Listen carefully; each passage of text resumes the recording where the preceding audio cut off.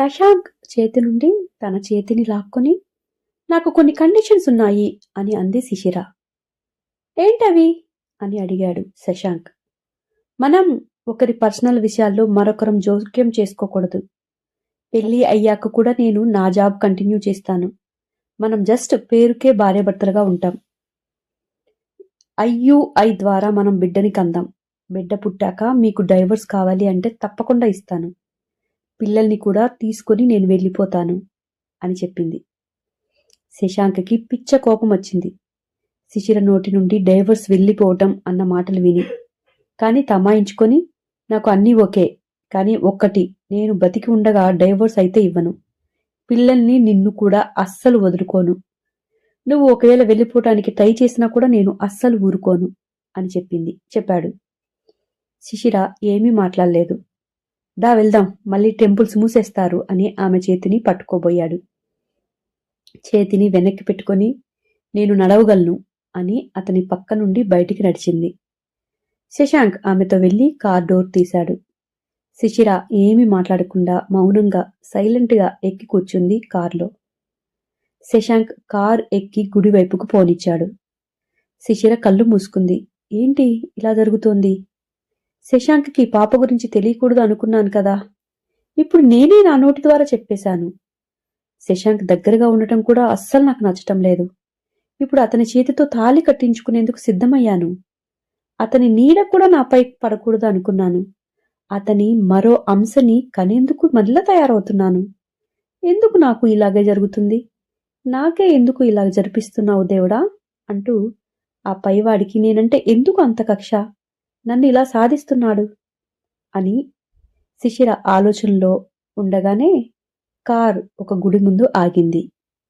శిశిర కళ్ళు తెరిచి చూసింది. అమ్మవారి గుడి కనిపించింది. కార్ దిగి చుట్టూ చూసింది. శశాంక్ కార్ దిగి మెట్ల ద్వారా పైకెక్కాడు. శిశిర అతని వెనకే అతన్ని ఫాలో అవుతూ నడుస్తుంది. శశాంక్ వెళ్లి పూజారి గారితో పెళ్లి గురించి చెప్పేశాడు. ఇప్పటికిప్పుడు చెప్తే ఎలా బాబు? పెళ్లి అంటే చాలా ఏర్పాట్లు చేయాలి కదా అన్నాడు ఆ పూజారి. శిశిర వాళ్ళ దగ్గరికి వెళ్లి, ఏర్పాట్లేమీ వద్దు పూజారి గారు, ఒక పసుపు తాడికి పసుపు కొమ్ము ఉంటే ఇవ్వండి, అది చాలు అనింది.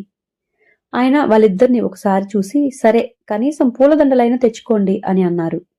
అవి కూడా వద్దు అని శిశిర అనేంతలో శశాంక్ గబగబా కిందకి వెళ్ళిపోయాడు. ఫోన్ తీసుకుని అన్నయ్యకి చెప్పాలి అని శశికిరణ్కి కాల్ చేసేశాడు. శశికిరణ్ లిఫ్ట్ చేయగానే ఎక్కడున్నావురా అని అడిగాడు. ఇప్పుడే సైట్ నుండి ఆఫీస్కి వెళ్తున్నాను అని చెప్పాడు వాళ్ళ అన్నయ్య. ఆఫీస్కి తర్వాత వెళ్దు గాని ముందు నేను చెప్పిన చోటికి రా అని అడగగానే ఎక్కడికి అన్నాడు. శశాంక్ అడ్రస్ చెప్పి అవసరమైనవి చెప్పి ఫాస్ట్గా రా అని కాల్ కట్ చేసేశాడు. పూలదండలు కొని మెల్లిగా పైకెక్కాడు. శశాంక్ మనసంతా గందరగోళంగా ఉంది. ఉన్నట్టుండి తెలిసిన నిజాలు ఒక ఎత్తైతే ఇప్పుడు ఊహించని విధంగా శిశిరతో పెళ్లి. ఆలోచనలతో తలంతా ఎవరో గట్టిగా కొడుతున్నట్లు నొప్పిగా ఉంది అతనికి. దండలతో పైకి చేరాడు. పంతులుగారి దగ్గరికి వెళ్లి దండలు పంతులుగారికి ఇచ్చేశాడు. మీరేనా, ఇంకెవరైనా వస్తారా అని పంతులుగారు వారిని అడిగారు. ఎవరు రారు, మీరు తొందరగా కానిస్తే మేం వెళ్ళిపోతాం పంతులుగారు అని శిశిర పంతులుగారితో చెప్పింది. ఆయన ఒకసారి ఆమె ముఖం చూసి గర్భగుడిలోకి వెళ్లి అమ్మవారి పాదాలపై పసుపు కొమ్ము కట్టిన పసుపు తాడుపై ఉంచి ఏవో మంత్రాలు చదివి తీసుకొని వచ్చాడు.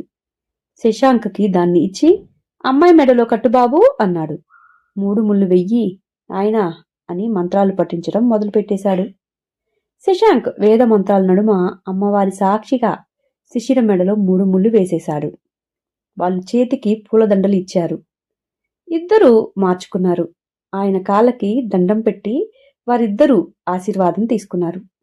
పంతులుగారు దీర్ఘ సుమంగళి భవ, సుపుత్ర ప్రాప్తిరస్తు అని అక్షంతలతో వారిద్దరినీ దీవించై ఆశీర్వదించారు.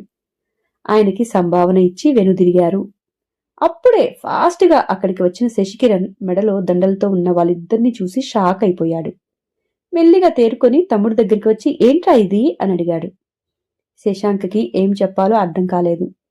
శిశిర వంక ఒకసారి చూశాడు. తిరిగి అన్నవైపు చూసి, తర్వాత అన్నీ చెప్తాను, ఇప్పుడు నాకు చెప్పే మూడు అస్సలు లేదు అని చెప్పగానే అంతులేని బాధ తమ్ముడి కళ్ళలో కనిపిస్తుంటే మరేం మాట్లాడలేకపోయాడు శశికిరణ్. ఒక్క నిమిషం ఉండండి అని జేబులో నుండి మంగళసూత్రాలు తీసి పూజారికి ఇచ్చాడు. ఆయన వాటిని అమ్మవారి ముందు నుంచి తిరిగి ఇచ్చేసి పసుపు కొమ్ముతో మాంగళ్య ధారణం ముగిసిపోయింది.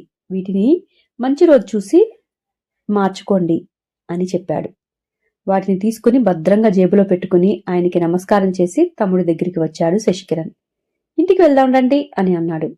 నేను హాస్పిటల్కి వెళ్ళాలి, నా కూతురు అక్కడ ఉంది అని అన్నది శిశిర. ముందు ఇంటికి వెళ్లి ఆపై హాస్పిటల్కి వెళ్దాం అని అన్నాడు శశికిరణ్. శిశిర ఏదో అనబోతుంటే శశికిరణ్ చేతితో అడ్డు చెప్పాడు. చూడండి, మీరిద్దరూ ఎటువంటి పరిస్థితుల్లో పెళ్లి చేసుకున్నారో నాకు తెలియదు, కానీ ఇంట్లో వాళ్ళకి ఇప్పటికైనా తెలియాల్సిన అవసరం ఉంది. అందుకే ముందు ఇంటికి వెళ్దాం, అటుపై మీ ఇద్దరి ఇష్టం వచ్చినట్టు చేసుకోండి అని సీరియస్ గా చెప్పాడు. శిశిర ఇక మాట్లాడలేదు. ముగ్గురు మెట్లు దిగి కార్ దగ్గరికి వెళ్లారు. మీరిద్దరూ వెనుక ఎక్కండి, నేను డ్రైవ్ చేస్తాను అని అన్నాడు. ముందు శశికిరణ్ డ్రైవింగ్ సీట్లో కూర్చొని కొత్త దంపతులు ఇద్దరూ వెనక ఎక్కారు. కారు ముందుకు దూసుకుపోతూ ఉంది. శిశిర, శశాంక్ కళ్ళు మూసుకుని వెనక్కి జారపడ్డారు. వారి జీవిత పయనం ఎటు సాగుతుందో అస్సలు తెలియటం లేదు. ఆ కారు మాత్రం దానంతటికీ అది ముందుకు సాగిపోతుంది. కానీ వారి జీవితం ఏమవ్వబోతుంది? భవానీ భవీస్ రాసిన ఓ మనసా దరిచేరనియ్యవా మరోసారి ఎపిసోడ్ 30 మీకు నచ్చిందనే అనుకుంటున్నాను. నెక్స్ట్ ఎపిసోడ్ కోసం ఎదురు చూస్తూ ఉంటారు కదా. మరొక చిన్న మాట, నేను కొత్తగా మాయా డాటర్ ఆఫ్ అధర్మ అనే ఒక డార్క్ ఫిలాసఫీ సిరీస్ ని స్టార్ట్ చేశాను. ఈరోజు ఇప్పుడే ఈ సిరీస్ కి ముందే ఒక సెకండ్ ఎపిసోడ్ ని ఇచ్చేశాను.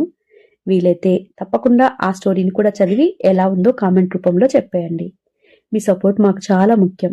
మీరు చేసే ఒక్కొక్క కామెంట్ మేము కొత్తగా రాయబోయే స్టోరీస్ కి చాలా ఎంకరేజ్మెంట్ గా ఉంటుంది. తప్పకుండా మా ఛానల్ని ఆదరిస్తారు కదా. ఆల్రెడీ మా ఛానల్ని సపోర్ట్ చేస్తున్న మీ అందరికీ చాలా థ్యాంక్ యూ. ఎవరైతే సబ్స్క్రైబ్ చేసుకోలేదో నా ఛానల్ని తప్పకుండా చేసుకోగలరు. మరొక 100 మెంబర్స్ అయితే నా ఛానల్ 1000 సబ్స్క్రైబర్స్కి రీచ్ అవుతుంది. Thank you very much for your lovable support. Next ఎపిసోడ్లో తిరిగి కలుద్దామా? ఉంటాను. బాయ్.